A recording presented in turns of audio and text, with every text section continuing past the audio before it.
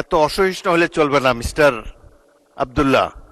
This is not Shahbag square, this is parliament. মাননীয় সদস্যবৃন্দ, এটি নিয়ে 90টি বিল পাশ করা হয়েছে, একটি মাত্র বিল বাকি আছে, এবং এই বিলগুলো পাশ করার ক্ষেত্রে সরকারি দল এবং বিরোধী দল যে চমৎকার সমঝোতা দেখিয়েছে, এটাও কিন্তু সংসদীয় ইতিহাসে বিরল। আমি অনেক বয়স হয়েছে, এর আগে 6টি সংসদ দেখেছি।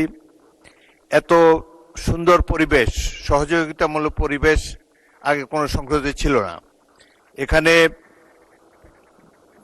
পুরনো সদস্য মোহাম্মদ শাহজাহান এবং গাজী নজরুল ইসলাম আছে, তাদেরকে জিজ্ঞাসা করে দেখেন অতীতের সংসদগুলোর সরকারি দল এবং বিরোধী দলের মধ্যে কি ধরনের পরিবেশ ছিল, কি ধরনের মনোভাব ছিল, কি ধরনের তির্যক অশ্লীল বাক্য বিনিময় হতো। সেই তুলনায় অনেক ভালোভাবে এই সংসদে শুরু হয়েছে।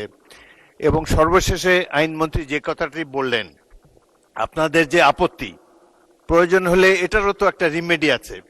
আমি মনে করি এই বিষয়টি নিয়ে এত অসহিষ্ণু হলে চলবে না mister Abdullah. This is not Shahbag square, this is parliament. এখানে ধৈর্য ধরে অপেক্ষা করতে হবে, শুনতে হবে, আর মৌখিক কথাবার্তা খুবই কম। নোটিশ দিবেন, will adjudicate on the notices. এখন প্রশ্ন হলো, মাননীয় আইনমন্ত্রী যে কথাটি বলেছেন এটি পুনর্বিবেচনা করা যেতে পারে।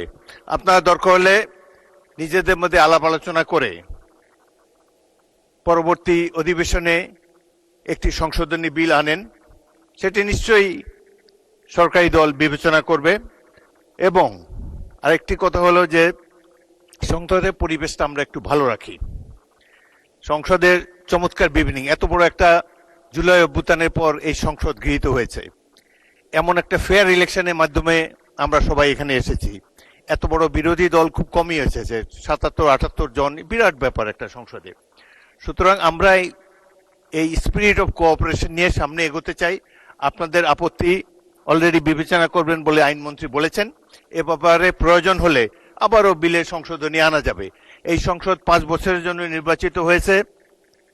Let us beer with all this differences. আমরা সকল ধরনের অসুবিধা মতানৈক্য কমিয়ে আনতে পারি। গণতন্ত্রের সৌন্দর্যই হলো এই মতভিন্নতা, নাহলে তো একটা দলই থাকতো দেশে।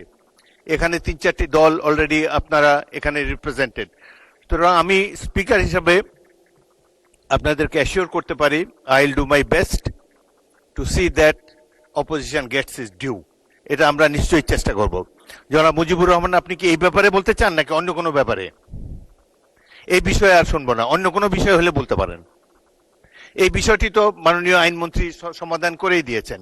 এটা নিয়ে প্রয়োজন হলে পরবর্তীতে আমরা বিল আনবো।